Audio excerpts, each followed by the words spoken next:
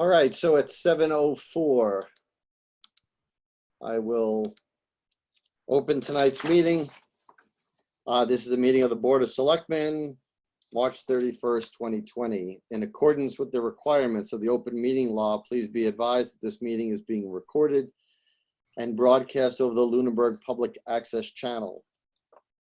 Town of Lunenburg, in response to the COVID-19 coronavirus, is currently following the guidance from the Lunenburg Board of Health, Massachusetts Department of Public Health, and the CDC regarding the virus and steps communities can take to prevent the spread.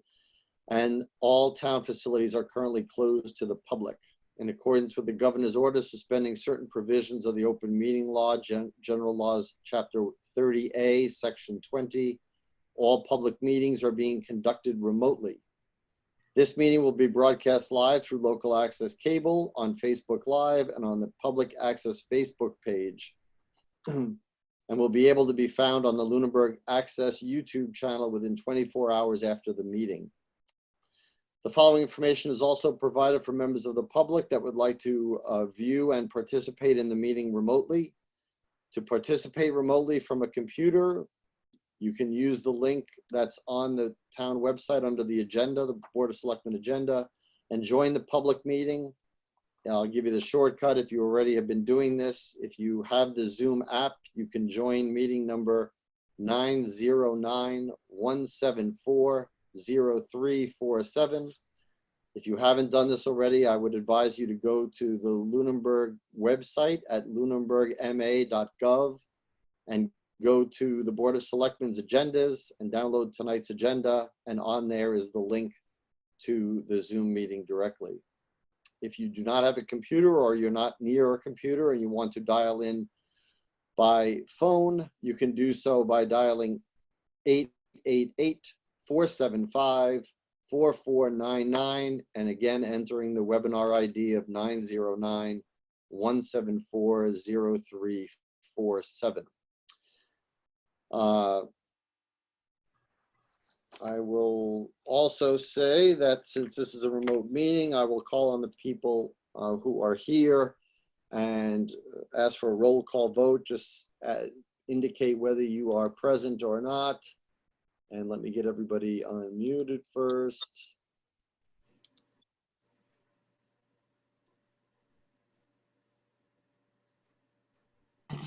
And okay. So we have myself, Tom Alonso as the chair. We have Michael Ray Jeffries. Yes, here. Damon McQuaid. Yep, here. Katie Adams. Here. Phyllis Luck. Here. And the town manager, Heather Lemieux. Here. Okay. So we will, before we start tonight's meeting, I am holding the control because of the recent reports along the internet of everybody using Zoom, and because this is a public meeting, to avoid what's called Zoom bombing, which is people coming in and being able to unmute themselves and therefore disturbing the meeting. I will be controlling all the mutes and not, so that we can prevent that from happening. If anybody is wanting to speak, there is the raise your hand button. I will call on people as I see them raised and try to keep order there. If you're having trouble, there's the chat window in Zoom. You can chat me and I will be paying attention to those. And for people at home, when we get to public comment time, which we will be holding till the end of the meeting, or maybe at specific times in the meeting, which is at the discretion of the chair, I would ask that you also raise your hand or chat me in the window so that I know you're looking to speak. Okay. So with that in mind, we will go to first thing is announcements. The only announcement I have first is that Hannaford has posted new hours as of March 28th. So in case anybody was not aware, effective Saturday, March 28th, 2020, our store will have the first hour from 7 a.m. to 8 a.m. reserved for our 60 and older customers and immune compromised customers. This will take place going forward and until further notice. Additionally, there are pharmacy hours at the Massachusetts Hannaford location is Monday to Friday, 7 a.m. to 7 p.m., Saturday and Sunday from 7 a.m. to 1 p.m. They will be closed for lunch on weekdays from 2 to 2:30 p.m.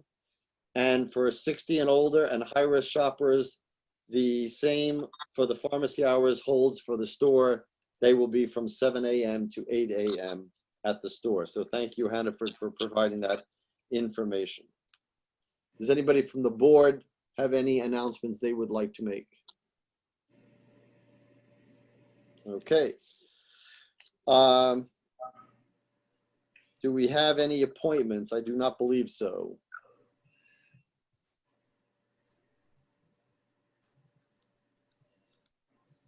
Madam Town Manager.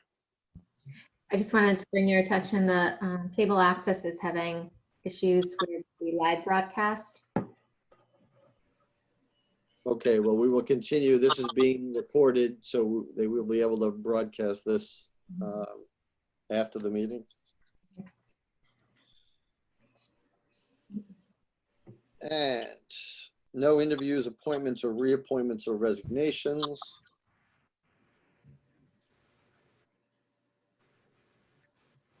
Do we have, Madam Town Manager, do we have the town clerk online with us? Do you know? I don't see her listed unless it's, I don't know who is my iPad. Yeah, I don't know either. So. All right, so we'll go through our regular business first then. So Madam Town Manager, if you would proceed with the update on the COVID-19 status for the town and the state.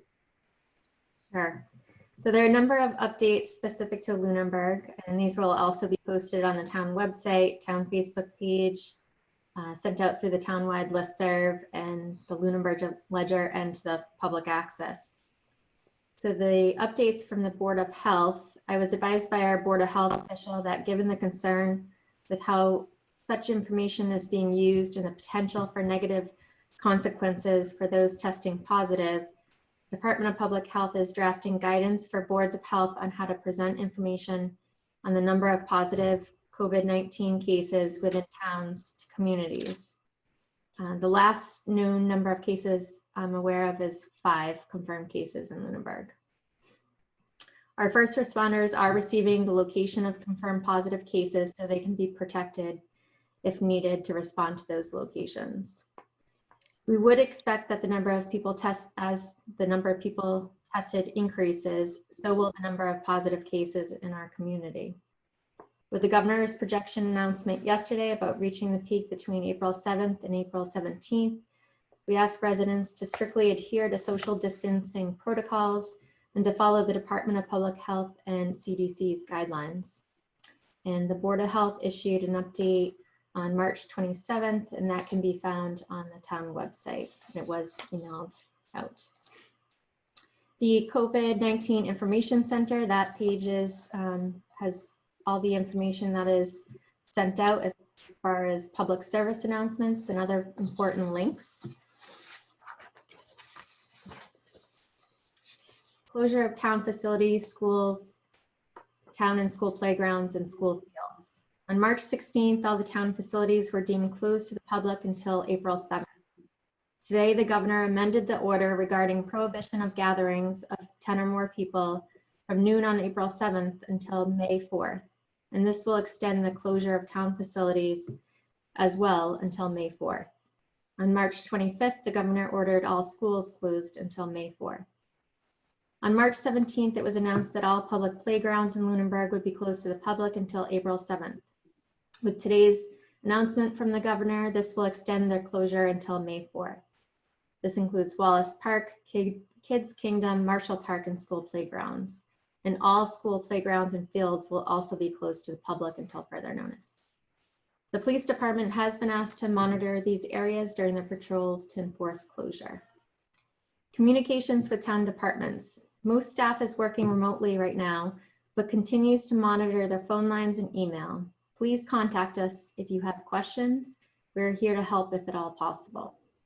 If you need to contact a particular department, please visit the town's website at www.lunenburgmass.gov and each individual department's webpage includes contact information, including phone numbers and email addresses. Board, committee, and commission meetings. Boards and committees were asked only to meet to conduct essential business and to delay meetings if possible to a future date. Please check the town website calendar for the schedule of meetings at lunenburgmass.gov. Senior Center updates. As with other town facilities, the Eagle House will remain closed until May 4th, and this includes all activities at the Senior Center and off-site. Effective Friday, March 21st, Eagle House staff will be working remotely, but will still be doing outreach and delivery of Meals on Wheels and other vital services to our seniors. The Council on Aging Director has begun virtual programs through the Facebook page, along with COVID-19 scam information that's being forwarded from the state. The van transportation service has been canceled until further notice, and all clients have been notified. The Meals on Wheels program was extended to Lunenburg residents age 60 or older who are self-isolating in their homes, and more seniors were added. And the new meal delivery service has been identified as well by the Council on Aging Director, called Heart to Homes Meals for Seniors age 60 and older. Their contact information is hearttohomesmeals.com or call 508-658-3000. As of March 18th, volunteers are no longer being used to deliver meals, and those meals are now delivered by the Council on Aging Director and staff. Deliveries have also shifted to every other day, Monday and Wednesday only, with meals for multiple days. And clients are asked to put out a cooler on their outside their door so there can be no interaction and maintain social distancing. Any questions, please direct them to Council on Aging Director Sue Doherty at 978-582-4160 or S Doherty, DOHERTY at lunenburgonline.com. The Salvation Army donated 30 boxes of non-perishable food for residents age 60 or older to the Eagle House on Friday, March 27th. If you'd like to pick up a box, call the Council on Aging at 978-582-4167 to make an appointment to pick it up. There's a limited supply and it's limited to one per household. Also, the Salvation Army Food Pantry is operating at their location at 739 Water Street in Fitchburg, and this is by appointment only. To make an appointment, call 978-342-3300. Pickups are scheduled Monday through Friday, 9 to 11 a.m. Big Lots donated items to the Eagle House.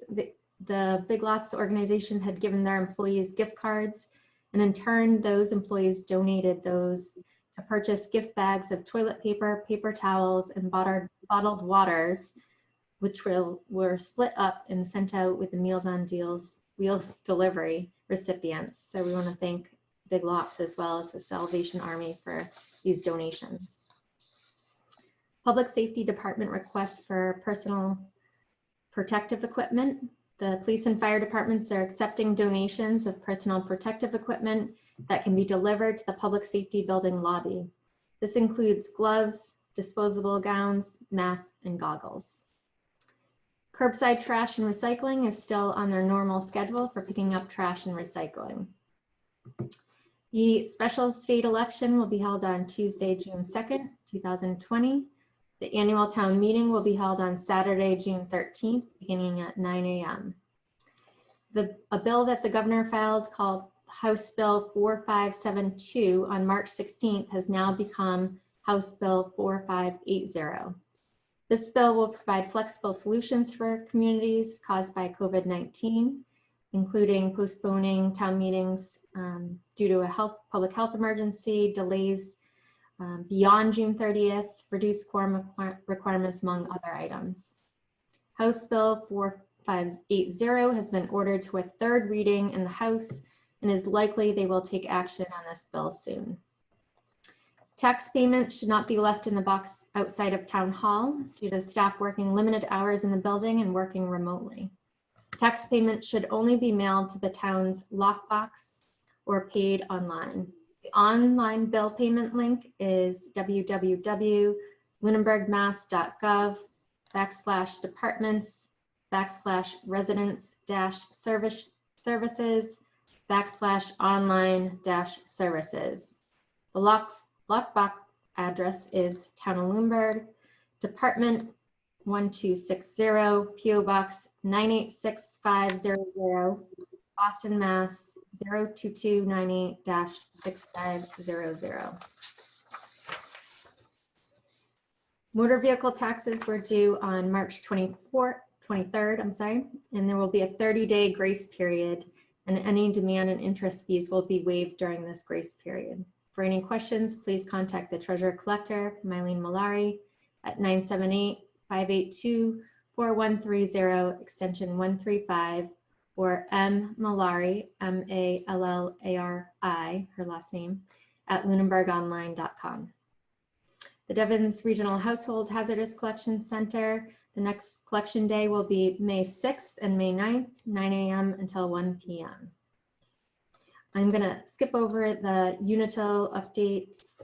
That's the same update as given the last meeting, as well as the Verizon. And this will all be posted online, as well as the Facebook page for that information.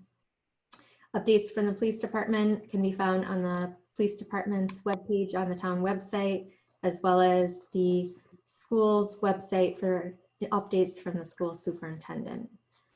As far as updates from the state and federal government, the numbers as of March 30th, 2020, there are 5,752 COVID-19 cases, 56 deaths, and 42,793 patients have been tested to date by the Mass State Public Health Laboratory and other laboratories.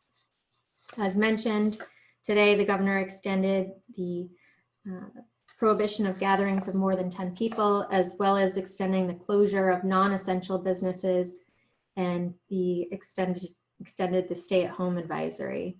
There will be guidance on and a further listing of non-essential businesses on the state website, we were told today. So that can be found at www.mass.gov/COVID-19. Other items I'd like to point out are there are a number of resources available for businesses, which I'll be sending out to the Lunenburg Business Association, and we'll be posting on the town Facebook page and website as well. And these are both through our local Chamber of Commerce, as well as what was passed with the Coronavirus Aid Relief Economic Securities Act through Congress. So those will be available for the public as well for information on sustainability and tax provisions and other counseling resources. I also would like to point out there's still a severe blood shortage with American Red Cross, and that information you can visit redcrossblood.org or call 1-800-RED-CROSS. And also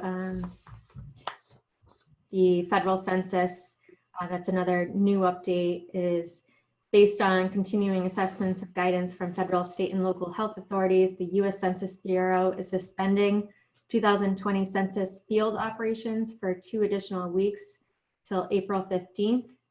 And the Census Bureau is taking the step to help protect the health and safety of the American public. The Census Bureau employees and everyone who will go through the hiring process for temporary census taker positions. They continue to evaluate the field operations and communicate any updates as they come forth.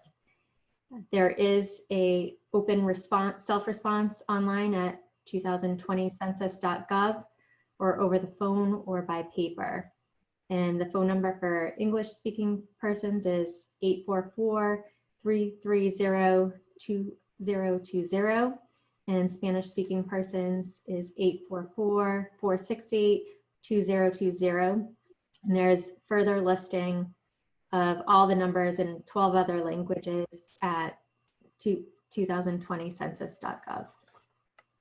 those are all my updates at this time. Mr. Jeffries, you had your hand up. Yes, to the town manager. I just had a question about the special legislation. Is that going to address long-term the issue that was raised over the weekend of tying the, you're shaking your head, so it seems like you have an answer.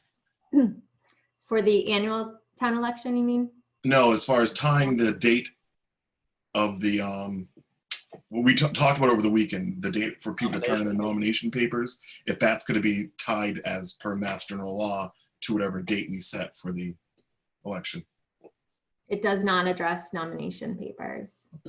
No, it's strictly more finance related and town meeting related. Okay. Anybody else have any questions about that initial report? Okay. A discussion about instituting a citizen award. Mr. Jeffries, you were the one who brought this topic, so I will let you have the floor here. Okay, well, good evening. And again, thanks to everyone for all the work that I know we've all been doing over the past couple of months and adjusting our lives to all this, and especially to the town manager for all the hard work that you've been doing on behalf of the community. I know this has been 7 days a week for a while. So what I want to go over is I think that there's a lot of opportunity here to recognize some of the goodwill that's being done. And Tom, would you like for me to share my screen so that way I can pull up what I added shortly before this meeting began with the town manager assisting me with adding to the Google Drive? Let's see. Or would you like to pull it up and I can kind of talk through it? It's just the document you're talking about? Yes, yes. Let's see, do I have it on this computer is really the question. If you message me the file, chat me the file, I don't have that on my on this computer that I have Zoom running on, so I can't just share it. Okay. And let's see, how can I allow you to share your screen without I just sent it to you. Okay. Oh, there we go. Okay.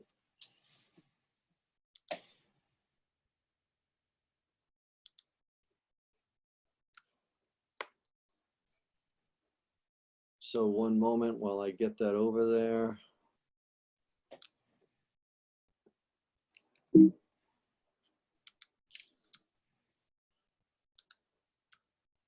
Okay, so sharing my screen.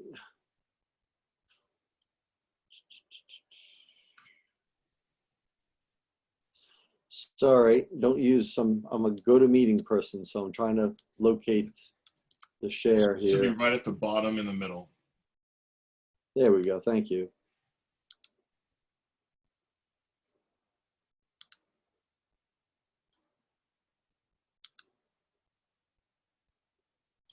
Perfect. Thank you. So what this does is it looks at the Board of Selectmen's policies and procedures. And there's a section, Article 6, which is called Public Relations. And it has one thing in it, which is the Boston Cane Award. And so what I'm recommending are two changes. The first is changing the name of Article 6 from Public Relations to Community Recognitions. And the second part is inserting section 6.02, which would chronologically be the next section for Citizens Awards.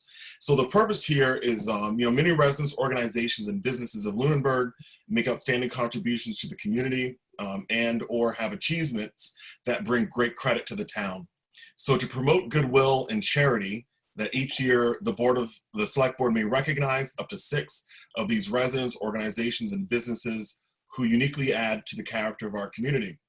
What this proposes are 4 different awards: Distinguished Citizen of the Year to any resident. Generally, the distinction here is separate from the junior citizen, so this would be any adult. Distinguished Organization of the Year for nonprofits, Business of the Year for businesses, and Junior Citizen of the Year awarded to any resident student or students enrolled at Lunenburg High. And to make the distinction here, I wanted to make sure that if things are being done at, Monty Tech, that certainly have an effect on our community, that we would capture those students as well as the students who maybe don't live in Lunenburg but go to school in Lunenburg. So the criteria for selection, really looking at those people who are making significant contributions during the year, either at a specific moment or over the course of the year, to the well-being of others, individuals with cognitive, developmental disabilities, arts, music, humanities, science, mathematics, engineering, technology, agriculture, community building, seniors, diversity, and inclusivity, conservation, education, and if you scroll down, Tom, I think I have like 2 more things on the next page, or 1, athletics. So, the section that we would need to be developed is how we would go about presenting this. What I'm proposing is for it to be, a certificate or a medal. And to explain why I'm suggesting 6 awards is, there may be opportunities where it's a group of people that you may want to give an award to. I think the idea would be, 1, kind of per category, or maybe even less per year. But in those circumstances where maybe, you had 5 people who did something that really was outstanding, that you can make a recognition of that. So I just wanted to present this kind of as a way to, again, get the conversation started. The formatting of this is consistent with the Boston Cane Award, but it does not replicate things that have been done in other communities. It kind of pulls off of what nonprofits are doing to recognize people within organizations for achievement. Thank you, Michael. So I will stop sharing that, and I will ask the board to, I will ask if anybody on the board would like to speak to the presentation.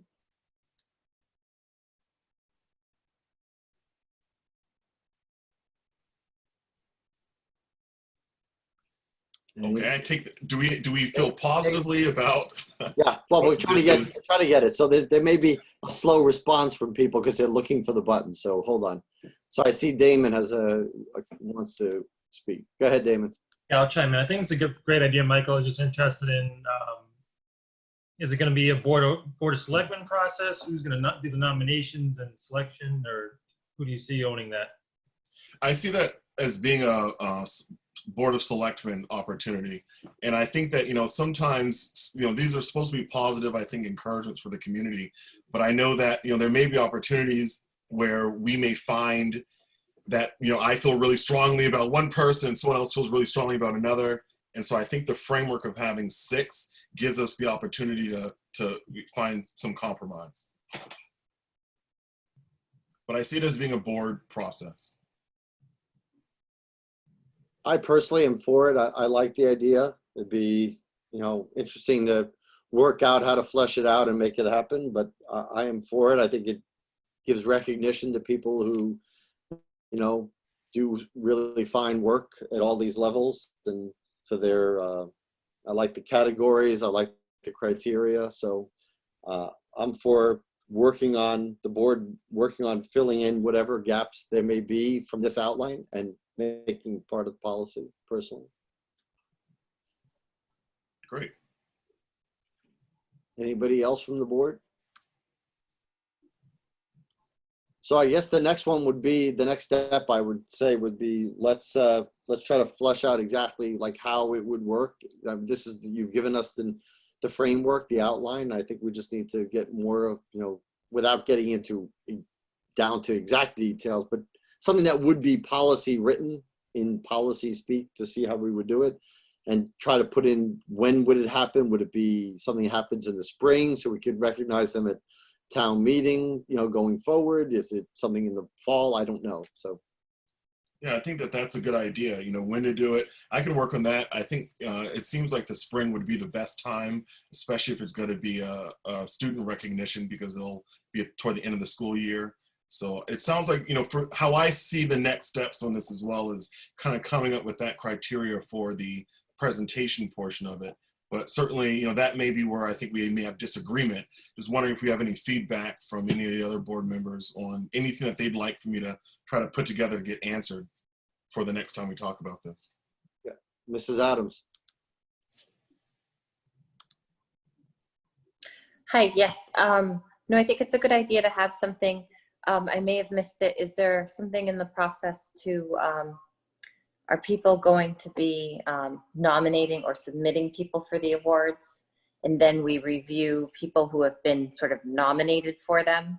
And I guess that would be the important part of the process, is where we have to handle everything publicly and in open meetings. I certainly wouldn't want to get into public discussions about whether or not people deserved an award. So that would be my only fear, is that we very carefully craft something in which we can't have sort of a surprise winner and release the information, because everything we ever talk about together has to be openly and at a meeting. So if we have a list of 20 people and we're trying to pick 6, we would be publicly discussing who we think should get it. And so I'm really worried about us being, it could come from the selectmen, but I really, in terms of open meeting law and us not being able to, I mean, scholarship committees and things often meet privately to choose their candidates and then announce who wins a scholarship at like a Chamber of Commerce breakfast. So in this case, we would be discussing who deserves an award, and I, as much as we'd be giving people the opportunity to highlight something positive, I want to be very careful that we don't create any uncomfortable or negative moments when we're digging through publicly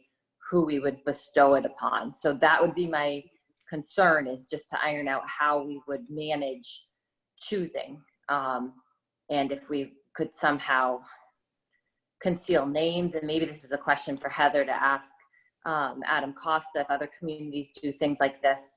If you're choosing an award, is there a way, legally, I don't know if there's a way to hide information during a public meeting. It doesn't make sense to me, but in terms of just, that would be my one concern, is that we make sure that everything is carefully managed, because everybody may see value in a different person, and we certainly don't want to be debating who's valuable. That's all. Okay. Michael, do you have any response to that? No, I think that those are some good points about that's something that I would be concerned about, as well as the discussion portion of it and how we would go about doing that. That's something I don't have an answer to. But I agree that the idea is that we certainly don't want to be in a public meeting talking about 20 different people or 15 people and having this discussion openly and broadcast on television.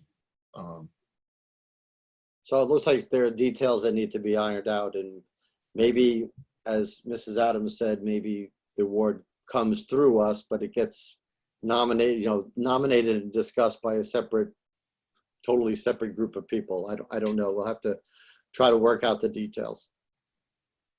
But that's a very, very strong point. You don't want to pit people against each other publicly. That doesn't make, that's going to kind of undermine the whole thing. So Yeah. Okay, well, let's take that to the next step. Let's see if we can work out that detail and get it forward. I mean, if we're looking at it, I'm assuming we're looking at it for next year anyway, so. Yeah. Okay, Okay. thank you. Thank you. Thank you for the support for this. Okay, minutes, warrants, or action items.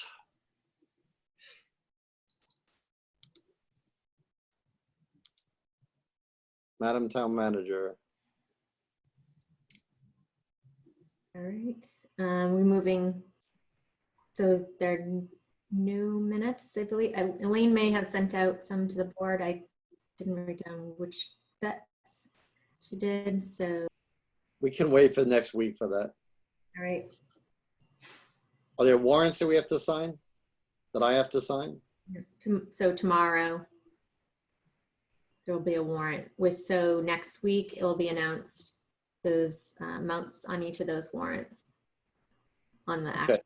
agenda. Okay, so just text me when you need me to come up and sign it. Anybody have any action file issues? Mrs. Luck. Clear requested this action item. I had gone back to reread the minutes from the joint meeting held between the school committee and the BOS back in November of 2018.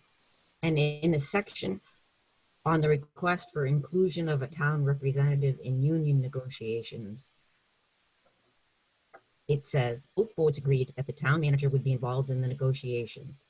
Listed as the third follow-up point in those minutes was town manager will participate in the school union negotiations. So this is my second request to schedule a BOS executive session as soon as possible to be briefed on the progress of the teachers union negotiations. I feel it's particularly timely this year.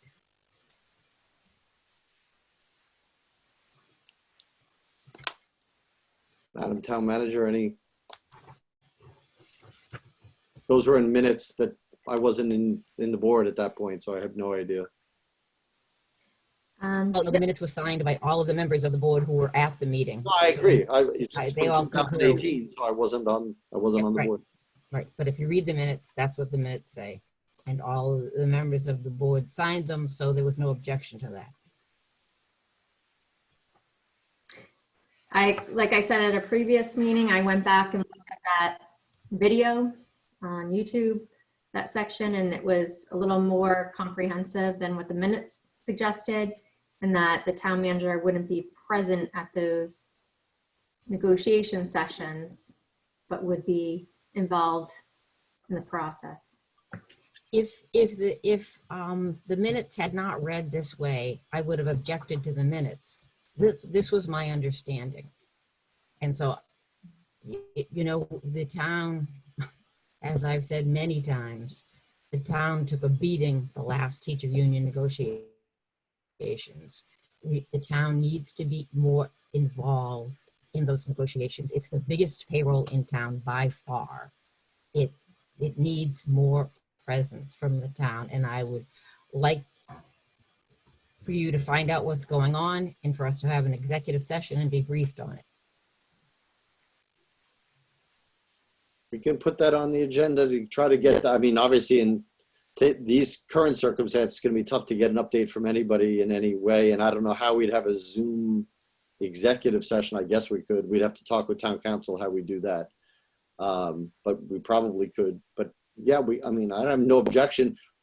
Be aware that by my understanding, legal principles, that any involvement of the town in the negotiations is purely courtesy from the school. The school committee and the school committee and the school superintendent have the legal authority to enter into those negotiations, and we cannot force ourselves into them. Well, I do know that in Leominster, the mayor was the chairman of the school committee at one point, so I don't think it's legally impossible for the town to be involved in these things. I just think it's 70% of the town's budget is the schools, and to ignore this piece is foolish. Okay, understood. And I just want to add that, the superintendent and I speak frequently and about the overall budget. So they know the parameters of what we're facing financially, and that's part of what they think of when they go into negotiations. I know, but the last negotiations, they put a price tag that increased the school's budget by $1 million over the 3 years. And by the end of the 3 years, they're going, yikes, we don't have any money. So, that's the reality of the situation.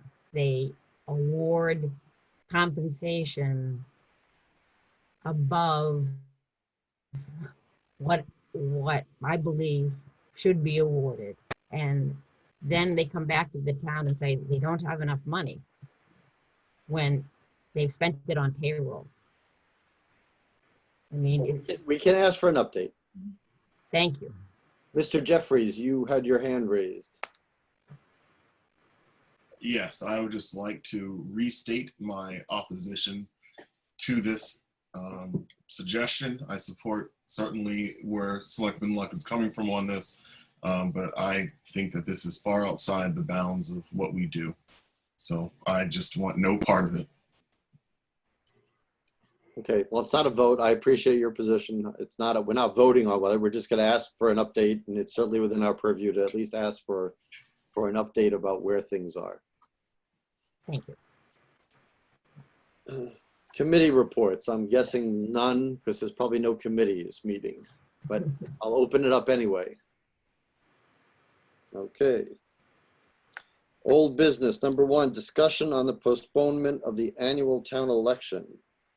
So we discussed with the special legislation that was passed that the towns, not just Lunenburg, but municipalities were given the ability to reschedule because of the stay-at-home advisory to postpone the annual town election, which I believe we have already postponed it as of Saturday's meeting. And I guess now we're talking about a date to set it upon. As the town manager mentioned in the opening statements, the town meeting is scheduled for June 13th. And I believe, and please correct me if I'm wrong, Madam Town Manager, that we are looking to potentially put the town election at the next Saturday, which would be June 20th. Is that correct? That is correct. I had a department head meeting today, and the town clerk said that is the date that they were looking at. And she was going to be speaking with the registrars about that date. Mrs. Adams. Hi, yes, I think I voiced this last Tuesday, but I'm really surprised that we wouldn't try to hold our town election on the same day as the special election. I know there's a cost to running the election. I don't remember what that is, but it's a few $1,000s. And I don't see at this point where we went from offices closed to a date in April, things closed to a date in May.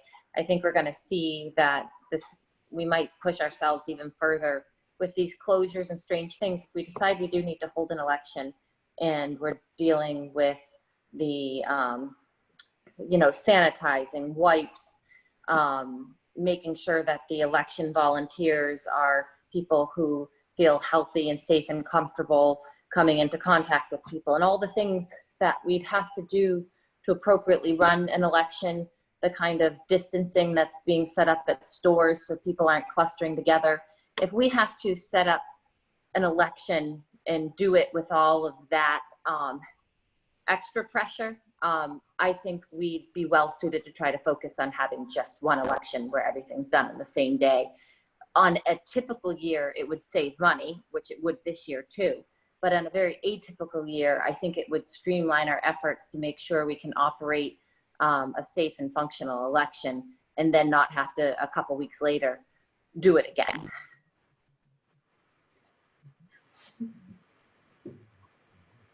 Okay. Anybody else have any comments on the subject? Mrs. Luck. Is there early voting for both of those elections?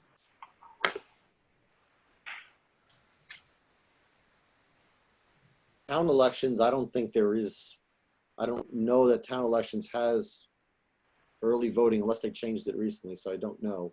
I mean, you have absentee voting, but I don't know if you have early voting for the town. I can't speak for the special legislation that was passed. I don't have it right in front of me. Well, actually, I tend to agree with Katie that because of the virus, we want people to be gathered as seldom as possible. Madam Town Manager. I would just add that the special legislation did give more leeway on absentee voting. So voters will have that option, which will hopefully help with the number of people going to the polls that day. And just add, the earlier that the town election is, the earlier the town caucus and nomination paper deadlines will be. And the later it's scheduled, I think the town will be in a better position in response to the COVID-19 situation. And hopefully we prohibition of gatherings is, will be on that point. Mrs. Adams.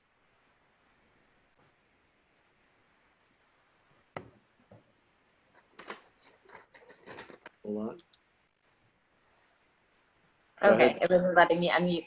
Okay, so a couple of points. One, even if prohibition is lifted, I think the mindset of the public and everything that's going on this spring, even once it's lifted, I think people are going to appreciate less gatherings, or maybe just sort of feel withdrawn for a while. I don't necessarily think that's how people should feel, but I think it's very clear that people are going to have a hard time with gatherings and things for a little while they sort of overcome all these changes.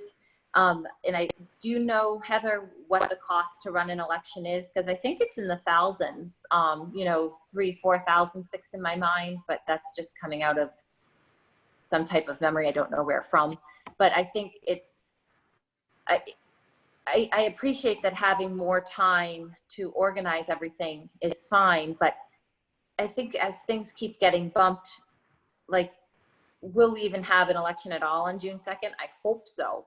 If we do, we're going to have to plan accordingly and do the types of things that stores like Hannaford are doing to try to make people comfortable, try to follow the rules. And I just can't understand, both financially and from a public health point of view, why we wouldn't try to focus on using one date for a gathering. It both saves money, and I think it keeps to the nature of everything that's being done right now. So I would hope that we try to focus on having just one election.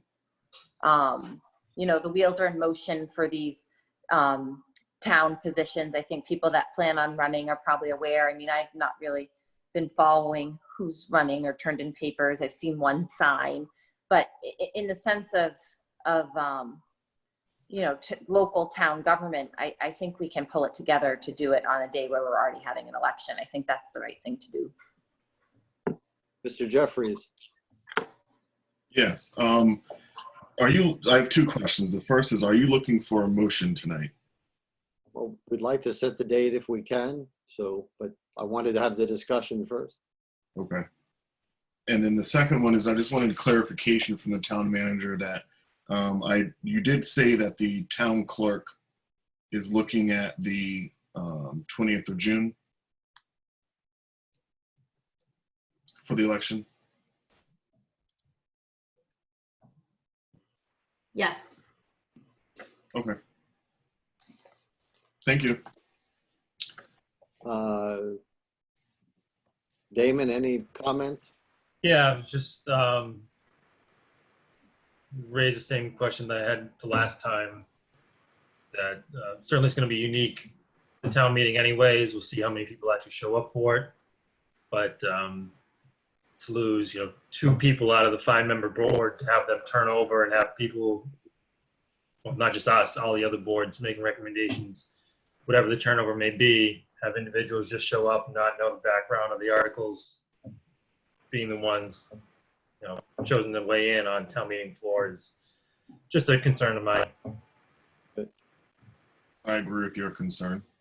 My concern is the couple of things. First of all, I think that the state was premature in putting it at June 2nd. I realize we don't have any say in that, but now that they've already, with the governor's advisory, pushed back the April reopening of public buildings, pushed it back to May 4th.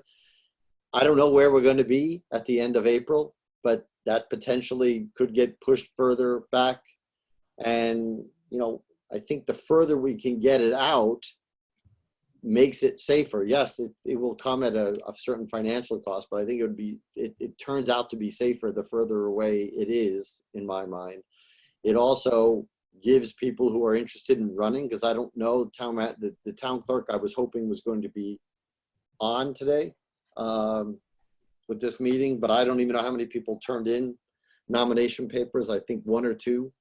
So it's going to be a long day. If people go without being able to scan the results, those people at the election booths are going to be there for several hours after the close, because they're going to have to go one by one, if these are write-in votes, and tabulate by hand all the write-ins. There will be no scanning available because there won't be anybody on the ballot except for one or two positions. So for those reasons, and letting people get out there and letting their fellow citizens know that they're running, I think all of those things outweigh the financial part to me. So I'm personally in favor of it being on the 20th. Mrs. Adams.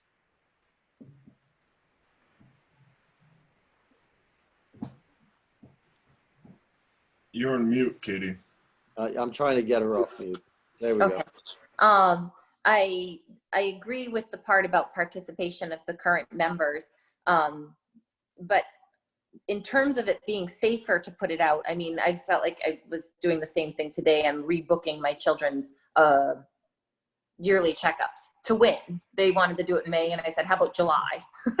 Because it's like, I don't want to keep rescheduling. So I agree that having it further out, other than the fact that the state one's not likely to go away, and although it might be technically safer to have it later, if there's an election, if there's voting anyways on June 2nd, it's arbitrary to consider it being safer because people are coming together either way.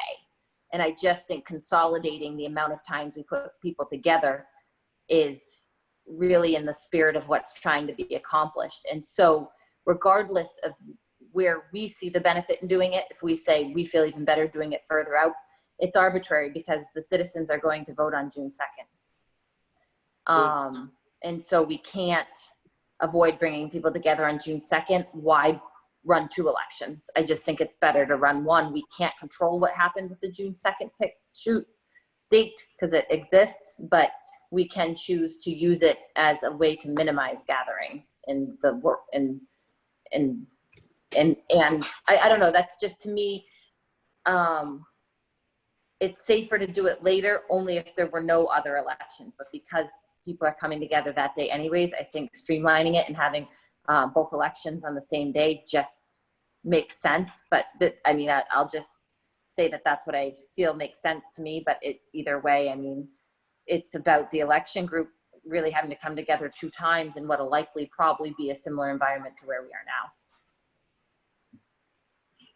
So, Mrs. Luck, I see that we have Jeff Bingham, who's part of the town caucus committee, and I'll call on you, Jeff, after I call on the rest of the board here. So I see your hand. So Phyllis. I see everyone's points, except that this is an unprecedented situation. You know, I think the virus overrules everything. I believe that Katie's right in that we should have the election on the same day as the state election, and not even pick the date. Just say we'll have it on the same day as the state election, because I bet you the state election is going to change. They keep updating everything, as you pointed out. So I think we should just have it set to be on the same day as the state elections. We put everybody in as least harm's way as possible. And, you know, we're dealing with an unprecedented situation. And I think the COVID virus has to rule, personally. Madam Town Manager.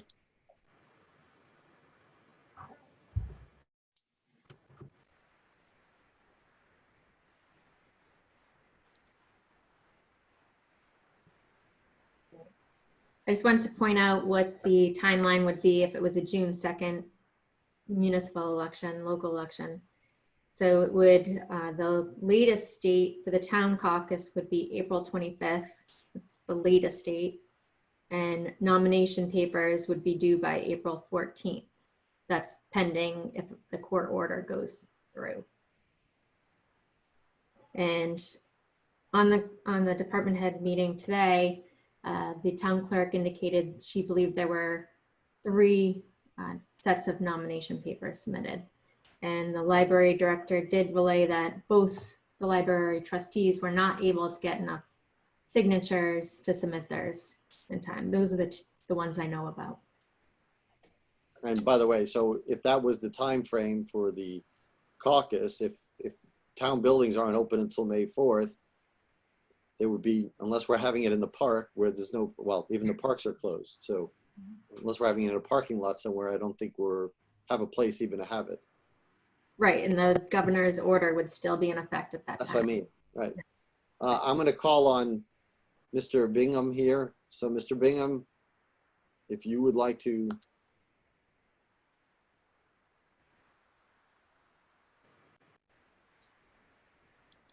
Unmute, there you go.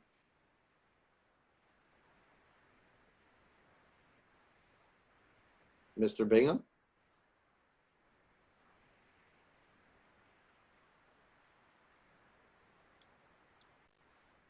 I cannot hear you if you are actually speaking.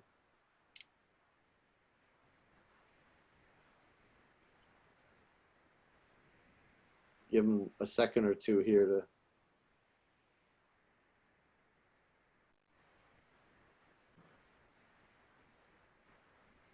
All right, there seems to be some difficulty. If you want to chat your question to me in the chat room, yes, he can type his question. Yes, that's what I would agree. So.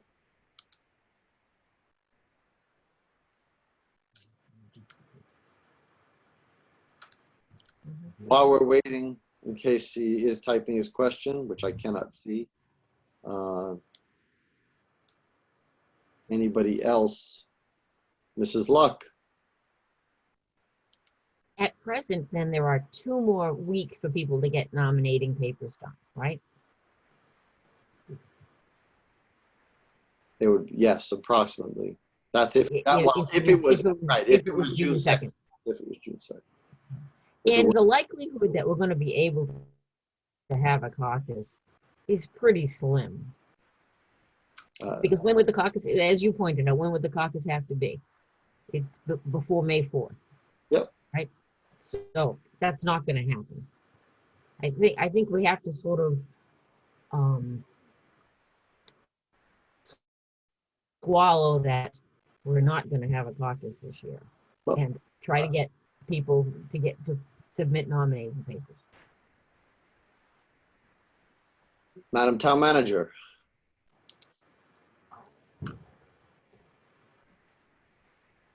If the date were June 20th for the election, the caucus could be May 20th. That's the latest date. And nomination papers would be due no later than May 2nd.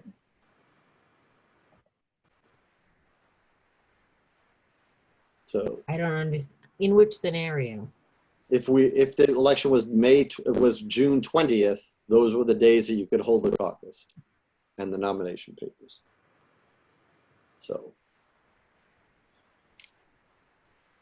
All right, I don't know if Mr. Bingham is actually going to submit his question via the chat. I don't know if he can find it or not, but we will move on here. And unless somebody has something else, I would entertain a motion regarding the town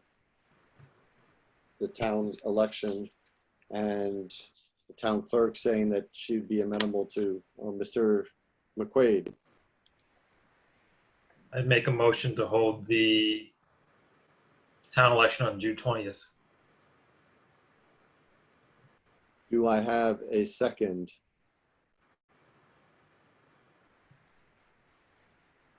Mr. Jeffries, I see you're raising your hand. Second. Okay, I think everybody's position is pretty straightforward unless somebody has any final comment. I will call a roll call vote. So if everybody unmutes your mic of the board, please. So Mr. McQuaid. Aye. All those in favor say aye, I'm sorry. So Mr. McQuaid. Aye. Mrs. Adams. No. Mr. Jeffries. Aye. Mrs. Luck. Nay. And an aye from me. So 3-2, it will be June 20th. I assume, Madam Town Manager, you will relay that to the town clerk. And also, I guess, given our discussion on Saturday, Mr. Costa will be notified so he can put in for the court order about the nomination paper extension.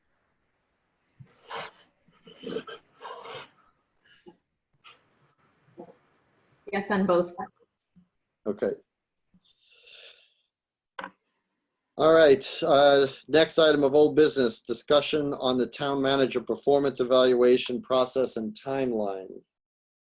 So in the Google Drive, we have the timeline PDF that the town manager put together that, just to review, the town manager's self-evaluation will be due no later than May 8th.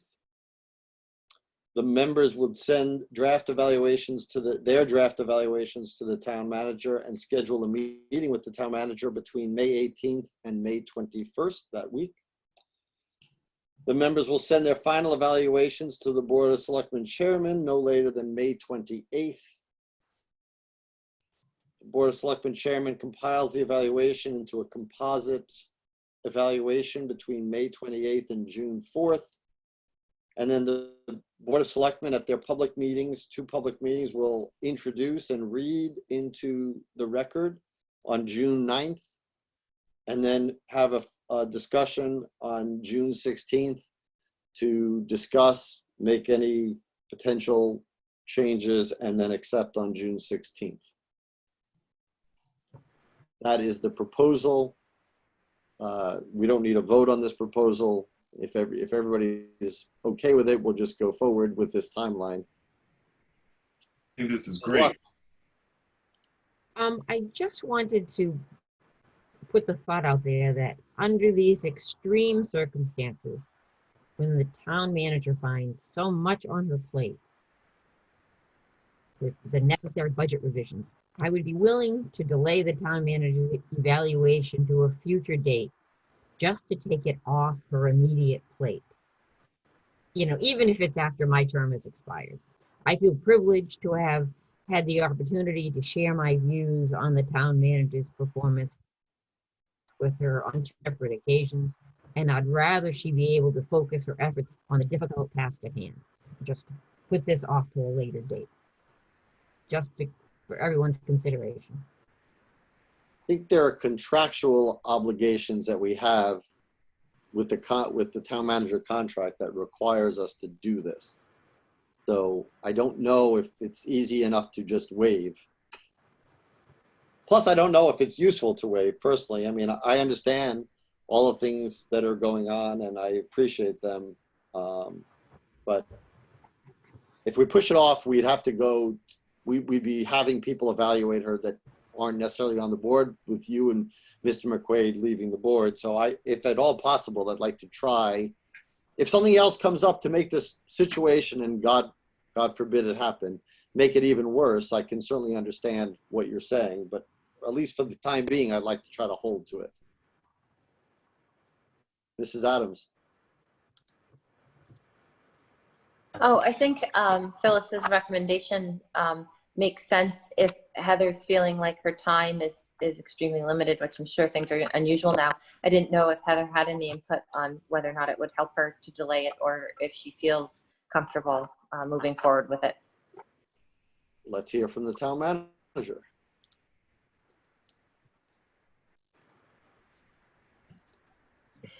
Thank you, and I appreciate the sentiment, and it probably would be helpful in a time like this. Obviously, my focus right now has been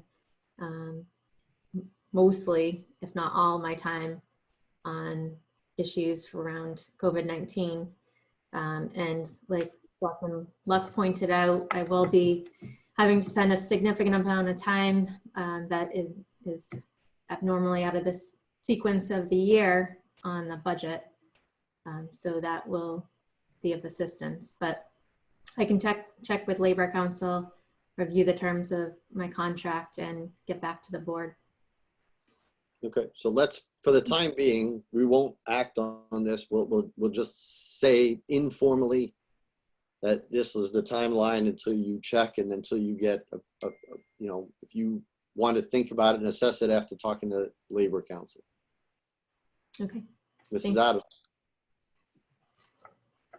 Okay, and also if we have to stick to the schedule, then maybe we can just all agree to understand that we don't have to go as deeply or intensely. I mean, last year's, there was a lot of, we changed the process, I think, and there was a lot of things about the order and how to discuss things. And this year, certainly don't want to get caught up in the weeds of anything that isn't sort of something that should be focused on in terms of all the extra things that need to be done. So if we do stick to the timeline, then maybe we can just find a way to, you know, do it in a lighter, more, I don't know, less intense fashion, I guess.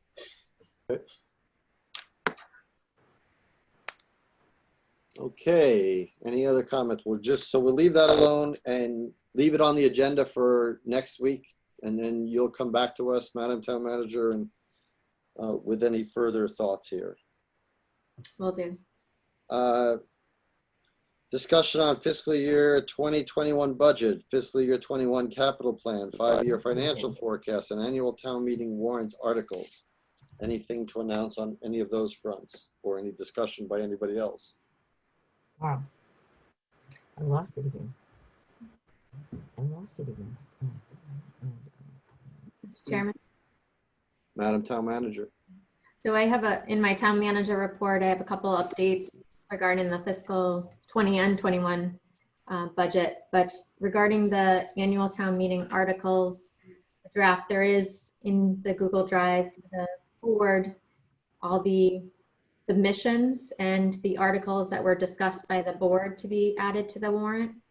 So that was as of the closing date of March 16th. And we, it brought it up to double letters. So we are up to double I. Double I. That is not brightening my day, by the way. But I do want to point out, given the financial situation, I will be recommending the board can discuss this at their next meeting if they so choose, but recommending that a number of the financial ones be removed from the warrant, particularly the right of first refusal articles that were discussed. There are 4 of those articles, those are towards the end of the document. And as well as the 635 Mass Ave article.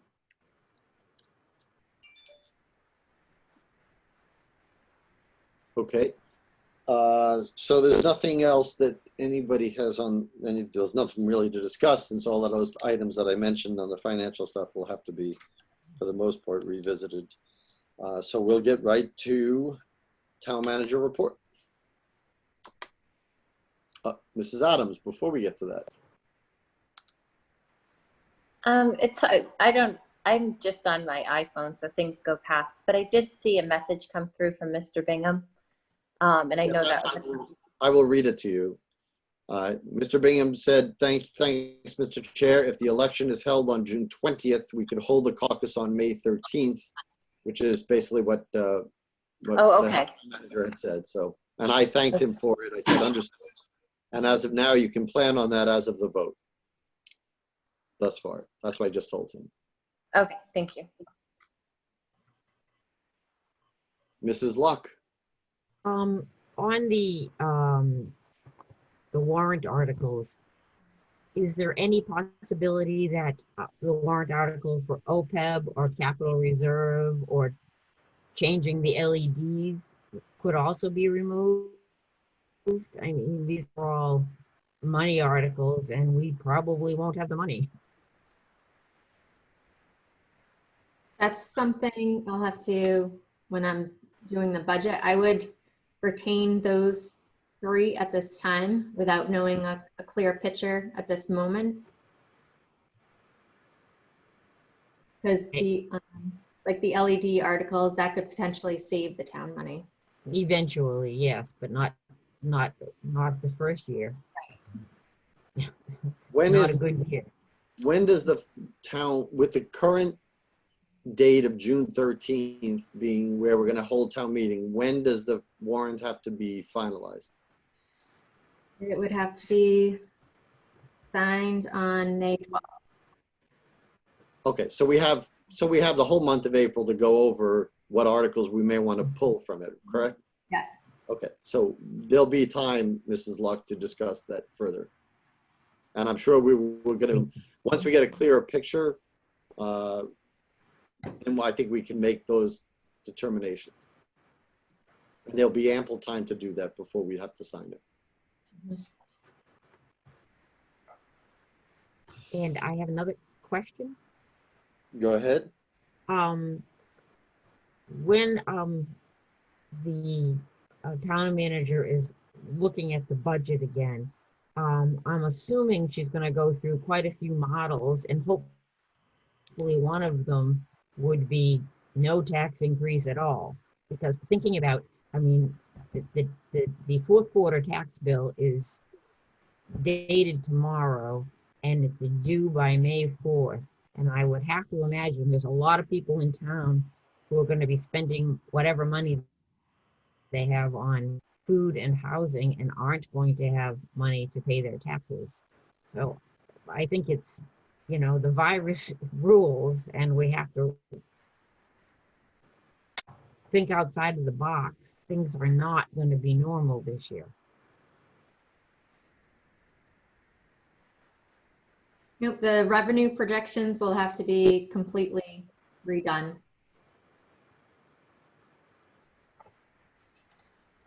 Okay. I think there's a lot we don't know, and we'll know as we go, because you're right, all this is uncharted. So the town manager report. Thank you.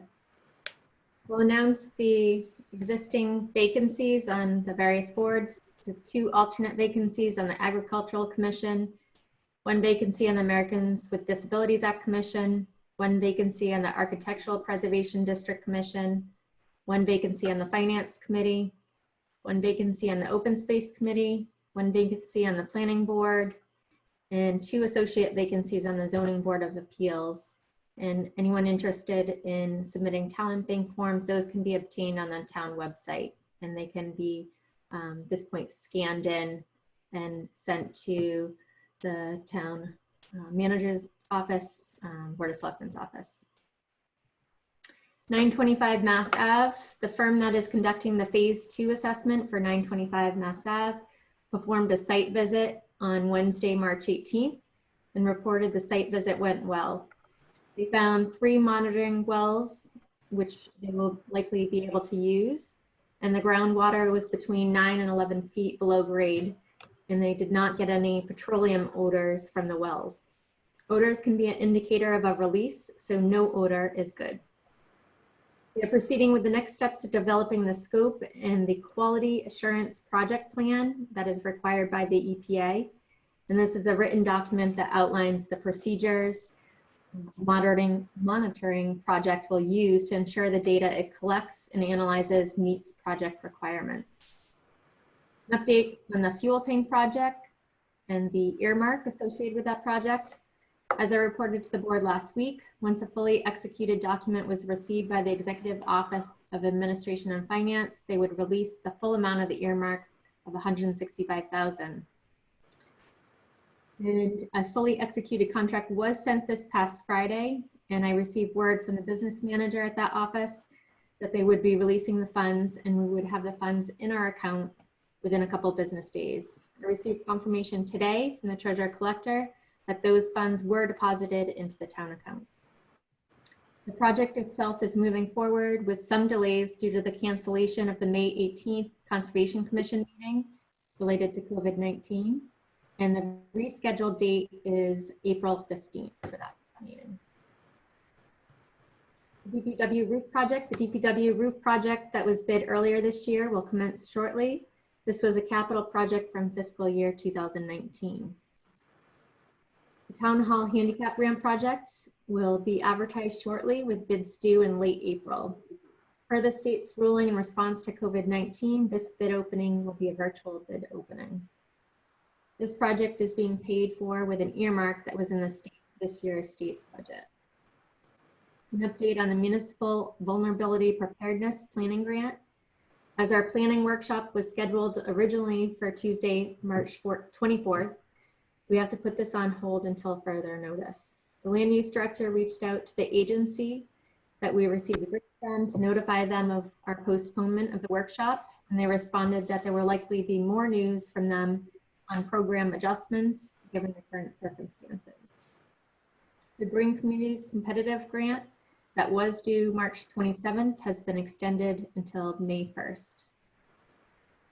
Your fiscal 20 updates, as I related at the March 24th meeting, on March 23rd, I instituted a hiring and spending freeze on all non-essential hiring and expenditures due to the fiscal uncertainty and to be fiscally prudent.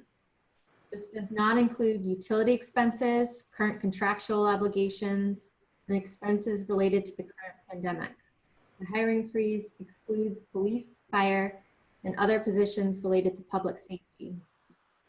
All other departments will need to request a hiring exemption if a prospective employee fill an essential service and request an exemption for all non-essential expenditures. The Finance Director and Treasurer Collector are currently working on providing a projection of revenues for the remainder of this fiscal year. The Finance Director did relay that based on a preliminary review, she believes we will have a positive cash flow for the remainder of the fiscal year. As I receive additional information, I will provide updates.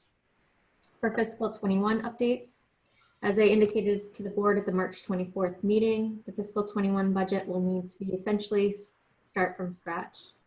I emailed Sean Cronin, who is the Senior Deputy Commissioner of the Division of Local Services, with a number of questions related to forecasting and such items as meals tax, and if forecasting had been done for the fiscal 21 budget on the state level, but the state has not done any formal forecasting at the state level. It did indicate at a meeting I participated in today, a briefing from the state that included the Lieutenant Governor and Sean Cronin, that the Secretary of Administration and Finance is meeting with the House and Senate Ways and Means Committee next week to discuss the impact on state aid for fiscal 21. Today we had our first virtual department head meeting, which was different, but I'm glad we were able to do it. It's good to see everyone's faces. I've talked to everyone by phone or email the last couple weeks mostly. The library reported that all of the library staff is currently working remotely, and employees are working on cross-training documentation, marketing the digital resources available for library users, professional development, and virtual programs. The Treasurer Collector announced that people are still mailing in payments instead of sending it to the lockbox in Boston or paying online. So we would ask if people could put their payments in the mail to the Boston lockbox address or pay online. That would be appreciated. Staff has been busy with processing payments and reconciling accounts, and the Treasurer Collector has been working with the Finance Director on a cash flow analysis for the remainder of fiscal 20. Council on Aging provided a list of updates that I discussed earlier in the report on COVID-19. And the police department has seen some delays in setting up appointments with the RMV, as everything is by appointment now at the RMV. And they are currently doing their arraignments via video from the cell block at the public safety building. So that's different from normal practice. Public access, the public access manager has been working with the IT director on remote meetings and will be live broadcasting meetings hopefully this week. Tonight we had a change in plans because it didn't connect appropriately, so she had to go into the town hall to get the live broadcast going. The IT director, the IT department has been working on setting up all the departments to work remotely, working on remote public meetings, and with the school on getting out Chromebooks to all the families that need Chromebooks. The finance director is working on the cash flow analysis for the treasurer collector and looking at all the end of the year receivables and grants to make sure reimbursements have been submitted. The land use department is working remotely and are working on such items as regulations. And the building commissioner is still doing inspections as long as social distancing protocols can be followed. The DPW, all but the administrative assistant, recreation director, and sewer business manager are still working out of the DPW building. All proper protocols are being followed, and each worker is assigned their own vehicle that they keep sanitized. They're working on individual assignments, not as groups, such as street sweeping and catch basin cleaning. There have been 2 burials during this time period, and they have accommodated those families while keeping in line with the governor's order. The town clerk, the assistant town clerk has been working, and the town clerk has been working in the office. And the town clerk will be using the lockbox outside the town hall. She asked to use it for submitting nomination papers for state and federal elections. The Conservation Commission will be meeting tomorrow evening at 7 p.m. via a Zoom meeting, which is posted on the town website and on the bulletin board with the information on how to access that meeting. And the Finance Committee will be meeting this Thursday, April 2nd at 7 p.m. via Zoom meeting. And that information is also on their agenda that's posted on the website and the bulletin board. And I also want to mention, I forgot in my report, that working with the assessors department on how they'll proceed with fiscal 21 on assessing services, whether through RFP to continue outsourcing or looking at a position to replace that. And I'm also have been working with the assistant town manager and labor council on getting out guidance and forms related to the 2 new paid leave acts, known as from the Families First Coronavirus Response Act that goes into effect on Wednesday. And we also are moving to bi-weekly warrants to help with the change in processing that's occurring, because all invoices are being submitted electronically, or as many as possible, to the accountant's office. So this will assist with that. And I also want to, I know probably most everyone has heard about Holyoke Soldiers Home, and our own IT director, his father is at the Holyoke Soldiers Home. And so I just want to send our thoughts with him and his family during this time. Thank you. And thank you. I can only imagine with the length of these updates, I can imagine what you and the staff and the rest of the department heads are going through as we struggle through this. So I want to thank you on this call for all your hard work and your staff and orchestrating this and keeping things as fast as they change, trying to think, keeping them organized and looking ahead for the safety of the town, the well-being of the citizens and the government and everything. So please extend that on my behalf to the rest of the departments. I try to talk to them here and there, but I know everybody's really busy with, especially the public safety departments, but everybody. And I know that Steve and the IT and his staff have done an incredible job just so we could have these meetings. And I'm sure the school is feeling the same way about them remotely working from home. So thank you to all the people doing that. I'll extend that thanks. Thank you. Upcoming meetings. I'm assuming we will probably have a meeting next Tuesday. That would be the 7th, correct? Mm-hmm. So we will have a meeting then. I will, for anybody here, again, we'll open it up for public comment. If you can raise your hand or text me that you're interested in speaking, now is the time to do it. I will give time for people to react. Dead time doesn't make good air time, so I'll try to fill it in with. It doesn't look like anybody is looking to speak. Anybody from the board with any public comment? No. Okay. So I would entertain a motion to adjourn, but before we do, I want to tell everybody that I appreciate their compliance in looking after and following the guidelines as indicated by the governor and by all local authorities for maintaining poise and calmness at a time when I know a lot of people have lots of anxiety and concern.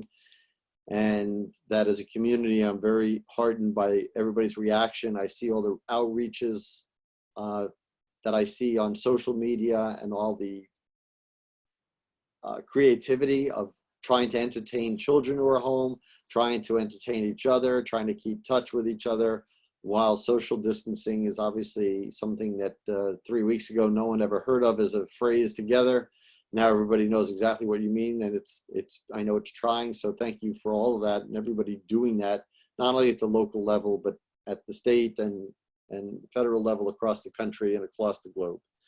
So it's still some challenging times, and hopefully we can get through this, fine and together in a unified way. So thank you for all of the citizens' cooperation and patience with that, with us, with each other, with everybody. So, all right, I would take a motion to adjourn.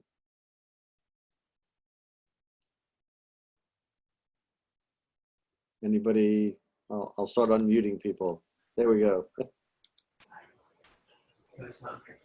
Who's ever unmuted first? Make a motion to adjourn. Do I have a second? Yes, we have a second. Okay. All right. All those in favor, Mr. Jeffries. Hold on. Please unmute. Aye. Mr. McQuaid. Aye. Mrs. Luck. Aye. Mrs. Adams. Aye.